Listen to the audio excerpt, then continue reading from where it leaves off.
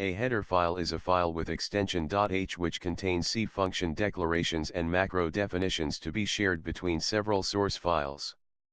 There are two types of header files, the files that the programmer writes and the files that comes with your compiler. You request to use a header file in your program by including it with the C pre-processing directive number include, like you have seen inclusion of stdio.h header file, which comes along with your compiler.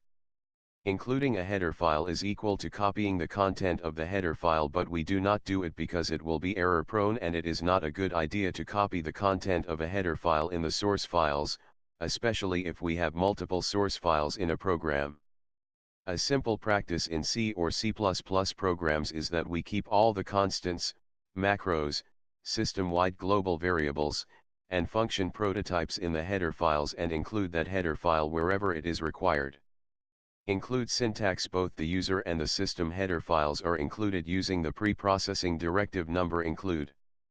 It has the following two forms. Number include file. This form is used for system header files. It searches for a file named file in a standard list of system directories. You can prepend directories to this list with the I option while compiling your source code. Number include file.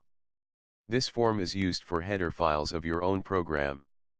It searches for a file named file in the directory containing the current file. You can prepend directories to this list with the I option while compiling your source code. Include operation. The number include directive works by directing the C preprocessor to scan the specified file as input before continuing with the rest of the current source file. The output from the preprocessor contains the output already generated, followed by the output resulting from the included file, followed by the output that comes from the text after the number include directive. For example, if you have a header file header.h as follows. 24 header files. C programming. 154. char * test, void. And a main program called program.c that uses the header file, like this. Int x. Number include header.h. Int main, void. Puts, test. The compiler will see the same token stream as it would if program.c read. Int x.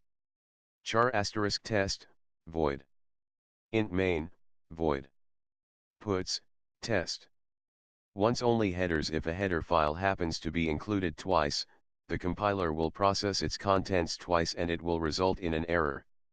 The standard way to prevent this is to enclose the entire real contents of the file in a conditional, like this. Number if and def header _ file. Number define header _ file. The entire header file. Number and diff. This construct is commonly known as a wrapper number if and def. When the header is included again, the conditional will be false, because header _ file is defined.